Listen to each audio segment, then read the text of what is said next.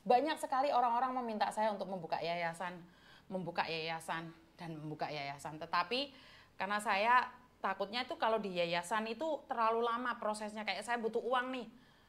Harus laporan ke yayasan, harus seperti ini, merapat, meeting, koordinasi, akhirnya terbengkalai. Karena saya lebih suka ya ada uang ya salurkan, kalau nggak ada uang bilang aja nggak ada uang, jadi nggak usah koordinasi. Karena masyarakat itu sudah menunggu keputusan itu 1 jam saja, bagi mereka itu sudah cukup lama. Tetapi saya sangat bersyukur sekali karena apa? Ada orang-orang kaya ngeblok ngomong, tiba-tiba ngasih jatah uang ke saya untuk membuka yayasan, dan kebetulan saya adalah ketua di sana. Jadi penasehat-penasehatnya itu orang-orang keren semua, orang-orang yang punya ini semua, dan mereka mau menyisakan uangnya untuk kepedulian. Ini yang pertama. Dan yang kedua, saya juga tidak membatasi bagi teman-teman yang ingin membantu. Termasuk sampai sekarang ini, walaupun cuma Rp5.000, cuman Rp50.000, bagi saya bukan cuman, tapi itu udah banyak sekali. Jadi keren buat orang-orang kaya yang ada di belakang saya dengan tiba-tiba mendirikan yayasan buat saya tanpa saya harus repot-repot koordinasi, komunikasi, dan lain-lainnya. Saya tinggal duduk dan saya bisa memiliki yayasan.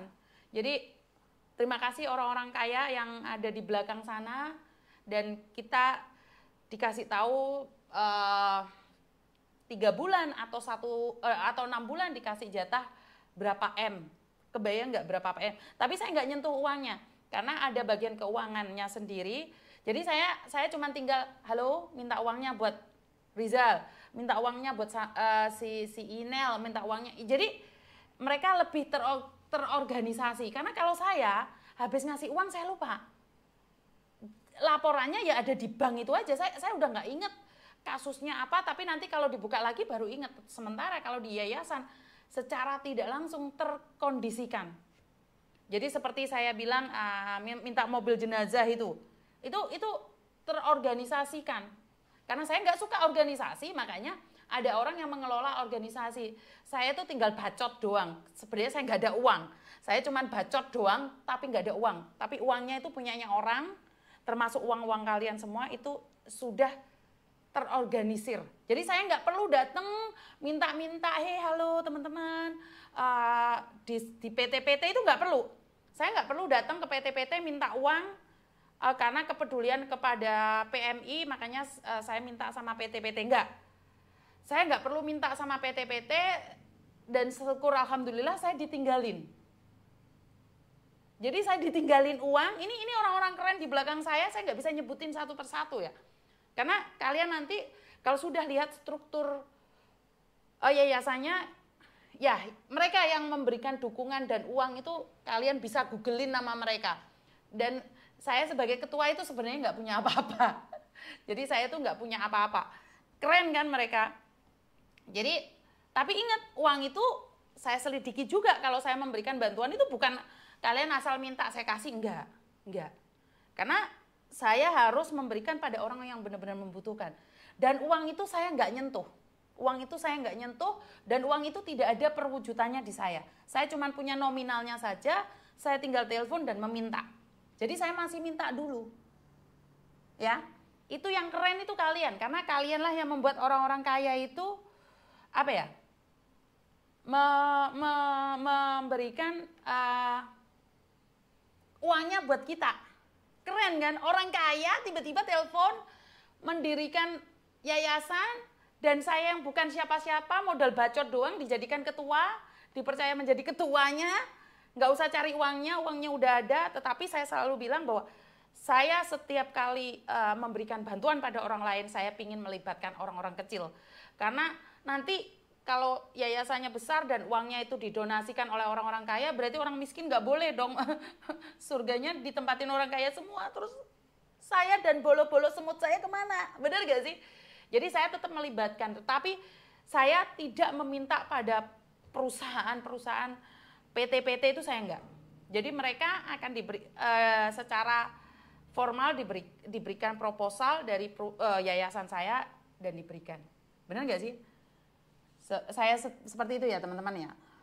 Dan tentunya semoga berhasil aja. Bener nggak sih? Doa kita aja. Banyak sekali permasalahan-permasalahan yang ada tentang para pekerja migran. Dan tadi ada yang nanya nih, tadi apa?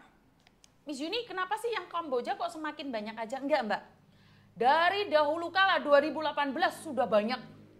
Sudah banyak itu dari tahun 2018. 2018 sejak saya tahu. Kenapa semakin banyak? Karena banyaknya orang ngengkel yang sok pede pingin datang ke Kamboja dan bikin status OTW ke Kamboja. Masalahnya mereka adigang-adigong, petantang-petenteng, nyampe di Kamboja mereka jekengkeng. Sebenarnya dari dulu sudah ada. Karena banyaknya orang sombong berangkat ke Kamboja. Dan karena itulah mereka terdampak dan terekspos. Kalau dari dulu mereka berangkat diam-diam, pulang tinggal nama pun nggak ada yang tahu. Karena sekarang ini banyak sekali udah dikasih tahu masih ngengkel, OTW. Ini lagi umur 17 tahun pengen merantau, mau jadi apa kamu? Hah? Cari pengalaman di Indonesia dulu. Nyampe di luar negeri maunya baca buku saja, ketik-ketik dapat uang. Nggak ada, kecuali scammer. Di Indonesia dulu, dikukuhkan hatinya dulu. Kamboja seseram itu, saya nggak tahu. Kamboja seseram apa. Yang saya tahu adalah mereka yang pulang dan datang ke saya mengatakan seperti itu. Saya nggak tahu, saya tidak merasakan, saya tidak ada di sana. Tapi kalau kalian ingin tahu keseramannya dan ingin coba, silakan berangkat. Nggak ada hubungannya sama saya. Saya cuma mengingatkan, leres napa mboten. Ya. Jam piro sih rek kira? Wes tak akhiri ya yo. Nanti itu lagi ya.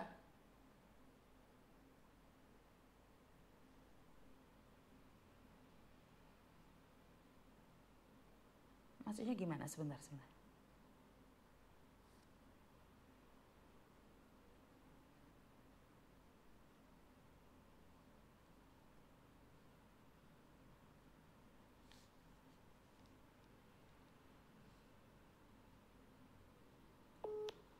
Halo. Selamat pagi waktu Indonesia. Kita maksudnya Indonesia waktu Indonesia. Selamat pagi waktu Jerman, Mbak Yuni. Iya, gimana? Mbak Yuni, saya mau ucapin terima kasih ya teman-teman kemarin yang korban Serbia sudah menghubungi saya, sudah DM, sudah berkumpul. Kemudian saya juga sudah menghubungkan ke LBH-nya Pak Beni dan Pak Beni juga hadir dalam pembicaraan bersama.